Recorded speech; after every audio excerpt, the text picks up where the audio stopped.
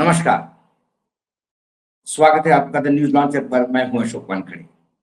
लेकर आया हूं आपका अपना कार्यक्रम डायरेक्ट हिट। आखिरकार योगी को ये मानना पड़ा, योगी आदित्यनाथ जी को, कि दिल्ली में बॉस अमित शाह है। एक एक्स प्लेटफॉर्म पे ट्वीट है योगी आदित्यनाथ जी का अपने ट्विटर हैंडल से। वो ट्वीट और फोटोग्राफी बहुत कुछ बता देते हैं, फिर आगे विश्लेषण करेंगे। योगी आदित्यनाथ लिखते हैं, आज नई दिल्ली में माननीय केंद्रीय गृह एवं सहकारिता मंत्री श्री अमित शाह जी से शिष्टाचार भेंट की। अमूल्य समय प्रदान करने हेतु आपका हार्दिक आभार। ये जो दूसरी लाइन है ना, ये लाइन ही बताती है, क्योंकि इसके पहले ऐसी लाइनें कभी नहीं हुआ करती थी योगी आदित्यनाथ जी के ट्वीट में। क्या हुआ? योगी आदित्यनाथ जी दिल्ली पहुंचे और पहुंचे या समन्स किए गए। उनके ट्वीट से तो लगता है उन्होंने समय मांगा, लेकिन खबरें यह है कि समन्स किए गए, बुलाए गए। शाह योगी की दिल्ली में मुलाकात के मायने क्या है? अयोध्या कांड के बाद तैयार हुआ मिशन 2027 का प्लान। उत्तर प्रदेश के में साल 2027 में, मैंने अगले साल के महामुकाबले के पहले केंद्रीय गृह मंत्री अमित शाह और सीएम योगी, उत्तर प्रदेश के मुख्यमंत्री योगी आदित्यनाथ की दिल्ली में मुलाकात से सियासी पारा चढ़ गया। माना जा रहा है कि अयोध्या में चंदा चोरी कांड के बाद हालिया यूपी के उत्तर प्रदेश की कैबिनेट विस्तार और अखिलेश यादव के पीडीए पॉलिटिक्स को लेकर चर्चा हुई होगी। साथ ही यूपी का चुनाव 2027 को लेकर एक आक्रामक मेगा प्लान का एक ब्लूप्रिंट सामने रखा हो। उत्तर प्रदेश के लोकसभा चुनाव में अयोध्या समेत यूपी के कुछ हिस्सों में लगे राजनीतिक झटके के बाद भाजपा आलाकमान फूक फूक कर कदम रख रहे हैं। इस सिलसिले में देश के गृह मंत्री अमित शाह और उत्तर प्रदेश के मुख्यमंत्री योगी आदित्यनाथ के बीच मंगलवार को कर्तव्य भवन दिल्ली में हुई एक बेहद महत्वपूर्ण और लंबी बैठक ने देश के सियासी गलियारों में हलचल तेज कर दी है। यह मुकाबला महज एक शिष्टाचार की भेंट नहीं थी, बल्कि यह दिल्ली और लखनऊ के बीच उस पावर ट्यूनिंग का हिस्सा थी जो 2027 में विपक्ष के तमाम समीकरणों को ध्वस्त करने के लिए बुनी गई। लोकसभा चुनाव के दौरान अयोध्या और आसपास के क्षेत्रों में भाजपा की उम्मीद के मुताबिक नतीजे नहीं आए थे। बुरे, उम्मीद क्या, बहुत ही नाउम्मीद कर दिया था नतीजों ने भाजपा को, जिसे राजनीतिक हलकों में एक बड़ा सबक माना जाता है।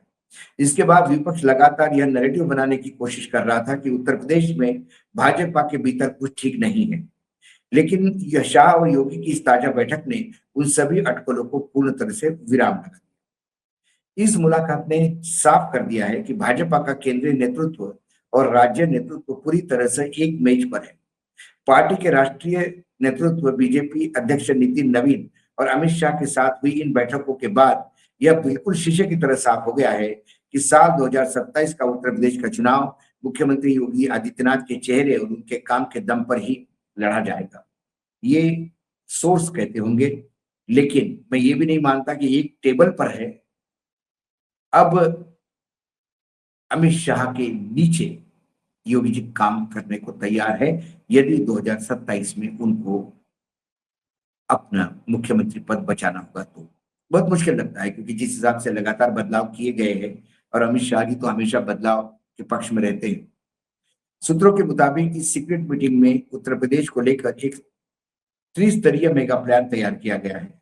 हाल ही में हुए यूपी कैबिनेट विस्तार के बाद शाह ने सीएम योगी को पूरी तरह से फ्री हैंड दिया है। सपा के पीड़ित पिछड़ा दलित अल्पसंख्यक काट को काटने के लिए भूपेंद्र चौधरी और मनोज पांडे जैसे हेवीवेट नेताओं को और गैर यादव ओबीसी व दलित चेहरे को जमीन पर बड़ी जिम्मेदारी दी जा रही है। अयोध्या समेत पूरे सूबे में चल रहे इंफ्रास्ट्रक्चर प्रोजेक्ट को समय से पहले पूरा करना और कानून व्यवस्था के मुद्दे पर जीरो टॉलरेंस की नीति को और आक्रामक बनाया जा रहा है।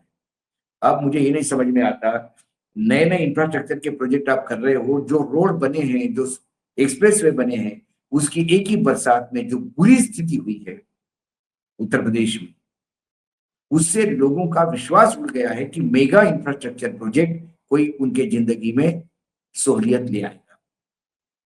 रही कानून व्यवस्था पर जीरो टॉलरेंस, ठाकुरवाद इतना हावी है उत्तर प्रदेश की पुलिसिंग में कि कानून व्यवस्था में सबसे बुरा यदि रिकॉर्ड किसका है तो यूपी का है। और ये हम नहीं कह रहे, केंद्र सरकार के आंकड़े कह रहे हैं। इस बैठक के बाद लखनऊ में मुख्यमंत्री आवास 5 कालिदास मार्ग पर मंत्रिपरिषद की बड़ी बैठक बुलाई गई, जो यह दर्शाती है कि दिल्ली में जो ब्लूप्रिंट तैयार हुआ था उसे जमीन पर उतारने का काम तुरंत शुरू कर दिया गया है। अमित शाह ने स्पष्ट कर दिया कि उत्तर प्रदेश की सत्ता का मुख्य रास्ता है, देश की सत्ता का मुख्य रास्ता है, इसलिए 2027 में किसी भी तरह की ढिलाई बर्दाश्त नहीं की जाएगी। अयोध्या के नतीजों से जो डैमेज हुआ था, मतलब अयोध्या कांड से जो डैमेज हुआ, अयोध्या के लोकसभा के नतीजों से जो डैमेज हुआ था, भाजपा उसे एक बड़ा अवसर में बदलने जा रही है। अमित शाह की संगठनात्मक क्षमता और सीएम योगी आदित्यनाथ की बेदाग और स्वच्छ छवि का ये कॉम्बिनेशन अखिलेश यादव और राहुल गांधी के गठबंधन के लिए अभेद चक्रव्यूह तैयार कर रहा है। अब संगठनात्मक क्षमता तो अमित शाह की नो डाउट, उसमें उसके बारे में तो नहीं, लेकिन बेदाग और सख्त छवि, ये दोनों शब्द गले के नीचे उतर नहीं रहे। आदित्यनाथ की बहुत दागी छवि है। उनके मंत्रिमंडल में दोनों उप मुख्यमंत्री विपरीत दिशा में मुंह करके बैठे रहते हैं। मंत्रिमंडल में ब्यूरोक्रेटी के भरोसे सरकार चल रही है, भगवान भरोसे। मैं राम भरोसे नहीं कहता हूं, क्योंकि राम खुद ही अपने चंदे की चोरी नहीं रोक पाए। विपक्ष जहां अभी सीट शेयरिंग को अंदरूनी खींचतान में उलझा है, वहीं भाजपा 2027 के लिए अपने सबसे बड़े सुरमाओं को मैदान में उतरकर शंखनाद करने जा रहा है। ये खबर है, लेकिन ब्लूप्रिंट कैसा होगा 2027 में, गोमती में बहुत पानी बह जाएगा। ये हमेशा मोदी मीडिया का एक नरेशन होता है कि विपक्ष बटा हुआ है। अखिलेश के यहाँ 2-4 बीजेपी के पेरोल पे लोग हैं जो राहुल गांधी को गाली देते हैं, और कांग्रेस में तो बीजेपी के पेरोल के लोगों की बहुत बड़ी लिस्ट है जो अखिलेश को गाली देते रहते हैं। इनका मकसद ही है कि ये दोनों इकट्ठा नहीं आए, लेकिन ये दोनों एक प्लेटफॉर्म पे आते हैं। दोनों का 1-to-1 डायरेक्ट है, और ऐसे छिछोरे नेताओं के वक्तव्य से उनको फर्क नहीं पड़ता। हाँ, मोदी मीडिया को इससे सनसनीखेज खबरें मिलने में बहुत मदद होती है, लेकिन योगी का मोदी जी के शाह के सामने सरेंडर होना, ये दो बातें दिखता है कि योगी जी समझ गए कि अब संघ वो ताकत नहीं है जो पहले हुआ करता था। अब संघ भी भाजपा का एक प्रकोष्ठ हो गया है।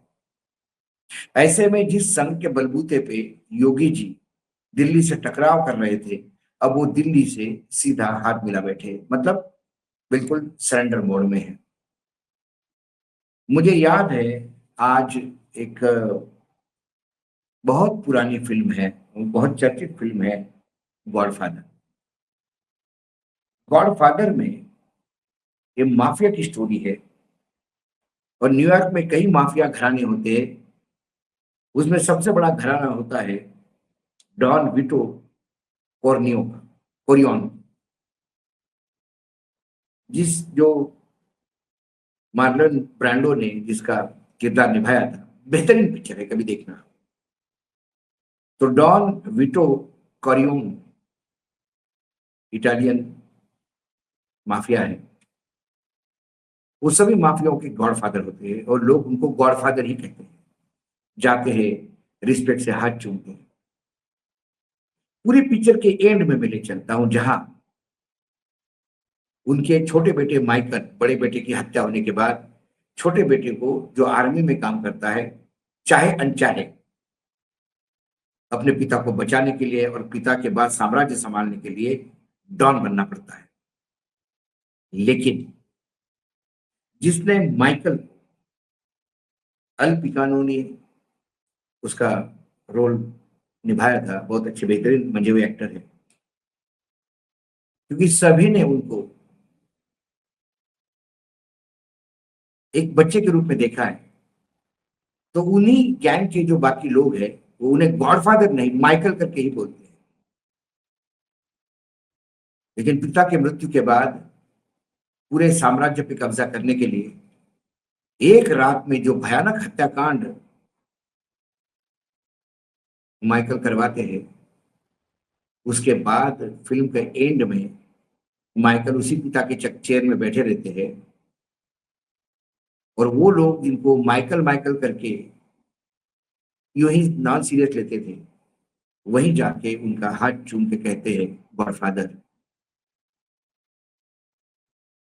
ऐसी एक हिंदी में पिक्चर बनी थी सरकार।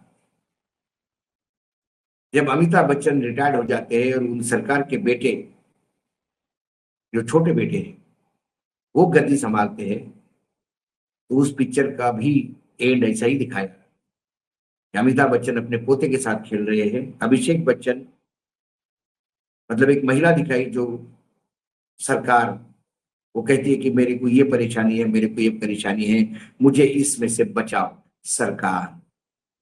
और फिर एकदम अभिषेक का चेहरा दिखता है। वैसा ही भाजपा की राजनीति में हो गया। योगी आदित्यनाथ ये आखिरी किला था जो दिल्ली से आंखें में आंखें डाल के बात करता था, आज वो भी यहाँ आके हाथ चूम के गॉडफादर या फिर हिंदी के सरकार फिल्म जैसा क्या करूं मेरे आका सरकार, ये चित्र मुझे दिखाई देता है। आज सही मायने में अमित शाह की सुपरमसी एस्टेब्लिश होती हुई दिखाई देती है। अब उनको कोई नहीं रोक सकता, कम से कम भाजपा के अंदर। देश में राजनीति में क्या होगा, कैसा होगा, कौन सा वोट कहाँ करवट बदलेगा, लेकिन वर्तमान में तो भी the man who calls a shot is Amit Shah. आज डायरेक्ट हिट में इतना ही। कल फिर आता हूँ किसी विषय के साथ, तब तक के लिए नमस्कार। देखते रहिएगा न्यूज लॉन्च।